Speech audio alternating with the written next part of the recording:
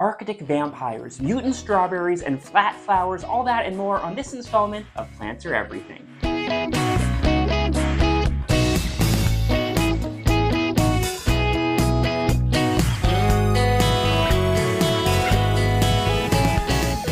Hey, I'm Boaz from Secret Plant Club, and on this installment of Plants Are Everything, I'm learning about how plants can preserve our history and also teach us about the future. And I'm doing this at the Herbarium at Pittsburgh's Carnegie Museum of Natural History. So my guide is curator Mason Heberling, and let's start with the basics. What is an herbarium?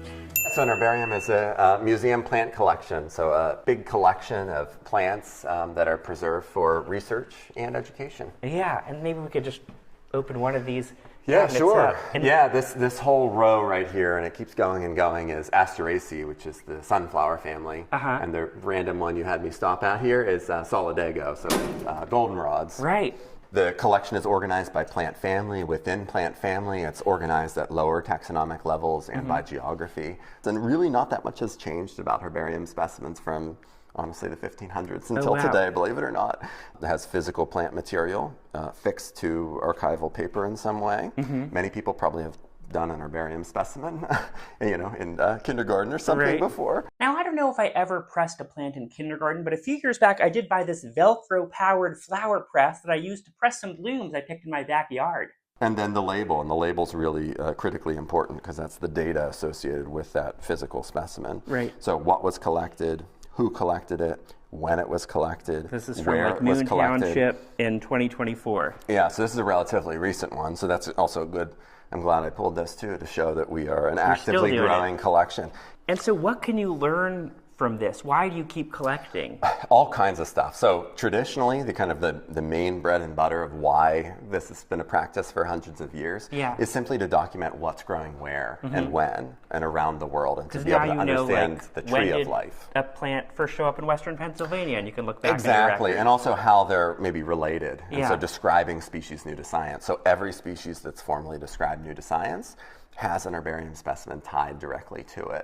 So that's what we call a type specimen. So a type specimen is a preserved example that's been formally designated to be the ultimate standard for a species. So there is a type specimen for a T-Rex. It is coincidentally at the Carnegie Museum of Natural History. And if someone digs up something that looks like a T-Rex, they will consult that type specimen to make sure, yes, in fact, this is a T-Rex, it looks the same. But Mason's talking about type specimens for plants. So somewhere in the world, there is one type specimen for a dandelion or a maple tree or a Venus flytrap. But then we also have specimens that what we call kind of voucher specimens, which kind of serve as kind of irrefutable evidence that this organism was in this place at this location. When you open up a field guide or something and you see a map of, say this particular species and you see its range, no botanist has went to all of those locations, but have really relied on the herbarium record to be able to know where this plant grows. And so the herbarium record turns out to be this really great record of a whole bunch of stuff. So for instance, plant flowering time. We can see that this plant was flowering at this date. The 8th of September. Now you can see this year it didn't flower until the 12th of September exactly. or whatever. I see. So we can look at that over time and across its range. Now with genetic technology and DNA, this was something that collectors 100 years ago didn't know what DNA was, for instance. And we oftentimes have requests for researchers to come in and take a little sample off, for instance. And I had some work in the last several years where we were actually even looking at herbarium specimen roots and looking at mycorrhizal fungi that grow in plants. This kind of symbiotic relationship between fungus and a lot of our, especially our native forest wildflowers. And we were able to extract fungal mycorrhizal DNA from herbarium specimens back to the 1880s, which is pretty cool. I'm not even kidding. Every month I probably read at least one paper that uses herbarium specimens in a new way. Wow. So, whether they be sometimes really minor things, maybe looking at the chemistry of the leaf, or very small anatomical changes, or sometimes even, big changes. A lot of my projects are planned, but a lot of them are unplanned. And the herbarium tells you what the next project is. Do you have a sense of how many different specimens are in the collection?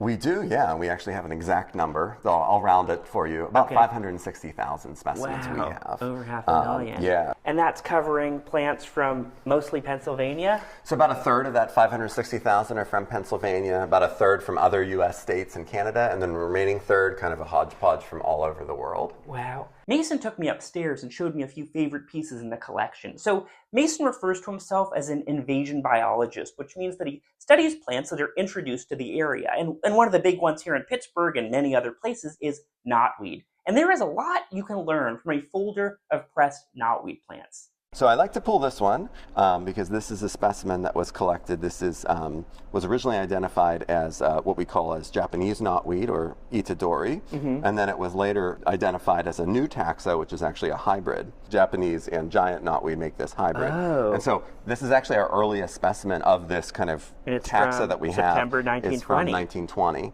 So this is our earliest herbarium record, at least, and you can see on the label it already says established in forming thickets along Lowry's Run above Emsworth. Oh, wow. Collected in 1920. Well, have you gone back there to see if it's still there? We have. It's still there, oh, yeah. Really? And I think it's actually property that is stewarded by Allegheny Land Trust, too, which is a collaborator of ours and one of our other research sites. So yes, it's still there, but it's very interesting because it is this hybrid, and so a lot of my research is I'm using the herbarium and then also out in the field to study both the impacts and also kind of the basic biology of these species. Right. And it's kind of cool, kind of interesting, I guess I should say, that the first records we have is actually this hybrid form, and Pittsburgh has a lot of diversity of knotweed. Wow. And so can you see the diversity in this folder? Yeah, so like things that you really can tell, I mean, this is really kind of nitty-gritty, but I like nitty-gritty, yeah. Is leaf shape is one really kind of way to tell, and there's such huge variation. So in giant knotweed, the leaf will basically take the whole size of the sheet. And then Japanese knotweed, or Itadori, we call it, is more rounded and kind of comes to a tip. Yeah. And then they hybridize, and then there's all kinds of forms in between. Wow, so there's just like millions of variations. Yeah, and you'll see like this one has a little more heart-shaped to it. Oh, right. Versus a little bit more flat. And this is probably part of why it's so successful here. Knotweed is because at this point there are like infinite variations on it that are probably all suited to slightly different things, and one of them is bound to succeed. Yeah, and that's exactly kind of what we're studying right now, is to see, you know, which are more, you know, quote unquote invasive and in particular areas, and what traits make them so successful in different areas. Have you eaten much knotweed? I haven't, no. So right now on exhibition we have this Uprooted Plants Out of Place exhibition out there, and for that we were, I was fortunate to commission artwork from Koichi Watanabe, who's a Japanese photographer. Here's his book, which I picked up in the museum gift shop, and it's very cool because this artist takes photos of knotweed growing around the world. So here it is growing in Osaka, and here it is growing in Seattle, Washington. In one of these photos, this plant is a part of a native habitat, and the other, it's considered an invasive weed, which really makes you think about what it means to be a weed. Deep thoughts. When we were out with him to do this work, he was definitely like noshing on them. Oh, really? And was really into that, which I think is really cool. And so it's kind of interesting to see different kind of perceptions and uses of plants. Because originally, you know, just kind of like, we hate this plant. Right. But it turns out there's a more nuanced understanding of what the plant has and its relationships with humans, which is a good segue too to, this is from our library. We also have a botanical library here. This is kind of a cool book, A Plea for Hardy Plants, written by Elliot, who is a Pittsburgh gardener, but it has different like garden plans actually, and him talking about which plants are great for our region and things like that. And here, this is the late McGee of Pittsburgh. This is the plans for his ground. And in that garden plan was a purposeful planting of knotweed, included for its ornamental value. But yeah, you can see exactly where it was planted, which is just kind of interesting, and I like to pull stuff like that. Mason also showed me their collection related to the Lady Franklin Bay expedition. So this ill-fated Arctic expedition set out in the summer of 1881 to what is now known as Nunavut in Canada. There were 25 men to start, and this is the first time that European Americans had been up so far north in the Arctic. There are many popular science books and documentaries and things about this expedition in particular, which is sometimes called the Greely expedition, after the name of the commanding officer, Lieutenant Adolphus Greely. I checked out these 3 books about the expedition from the library. Of the 25 men that went there, here's a book actually, 6 came back. Oh, wow. There was a lot of fatality. So they were basically kind of stranded there. Wow. for 2 years, and then they retreated south by foot and actually had to overwinter in the harsh Arctic. These plants specimens somehow made it with them. Wow. Did the person who collected these plants survive? No, did not. No. Yeah. Yeah. So these were putatively collected, or at least we think were probably with kind of the effects of Sergeant David Ralston. And we also have, which you maybe would find interesting, Ralston's. This is his diary, actually, from the expedition, which is pretty wild.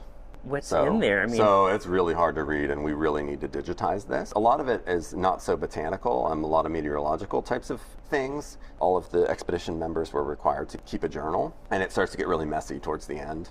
And there's some interesting and really difficult to read. Wow. There's some interesting. Oh my gosh! Here it just feels like things are a little frenzied. Yes, so you can definitely tell things were getting tough, and there's some interesting excerpts out of there too. Does it get gruesome?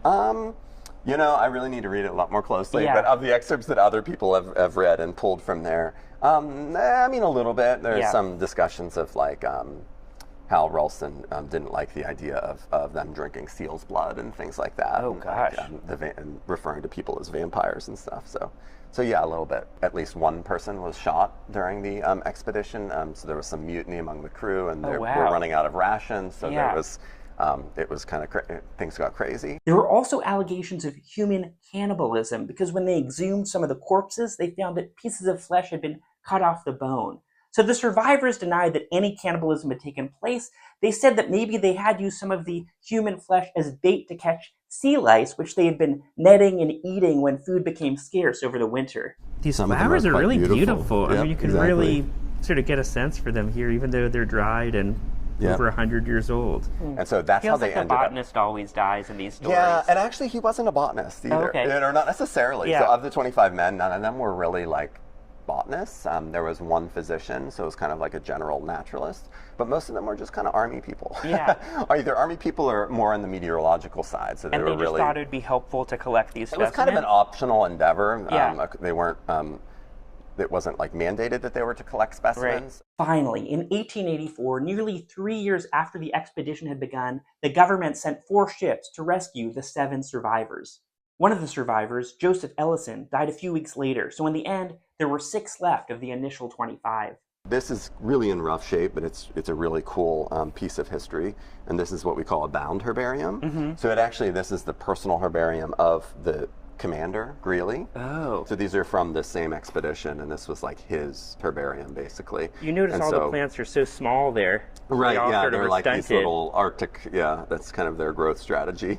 Bound herbaria might be easier to tote around on an expedition, but they're less convenient to rearrange as we're learning more about plant genetics and evolution. And that's something that we're always doing here, right? Is we're learning what was once one species is actually 2 or 3, or vice versa, or the names change, or moving things around as we get other material from around the world or from our own collections. And not all their preserved plants have been pressed between 2 sheets of paper. And this is what we call our spirit collection or alcohol collection. That keeps the 3D form, but also loses the color, so you kind of have that trade-off, and they take up a lot more room too. And but so what would be a reason to keep something in this format? Yeah, so a lot of these were collected by the same collectors. They're more to keep the shape. So researchers that are studying maybe either plant morphology or even at the cellular level, so they'll actually look at the plant anatomy. So take pieces of this and take small slices and look at it under the scope to look at cell structure and things like that aren't captured well in a dried press specimen. So these specimens were collected by Michel Adenson, who was a contemporary of Linnaeus. So he was a French naturalist, and he's well known also for coming up with the concept of the plant family, and is also attributed with the first use of the word mutation in biology, which is kind of interesting. These are really kind of quirky, interesting specimens, both of scientific and historical value, both because they're really old. They're from the late 1700s. 1769, So this is his original label and his writing with a lot of detail, which isn't very common actually for specimens quite that old. So the date they were collected and why he collected them. And so all of these are specimens that he called monstrosities. So And they what were. do you think that meant to him, being a Yeah. monstrosity? So a little bit different than maybe when you first think of the word monster, at least Right. as far as our research suggests that we've read kind of about why he was collecting Yeah. these.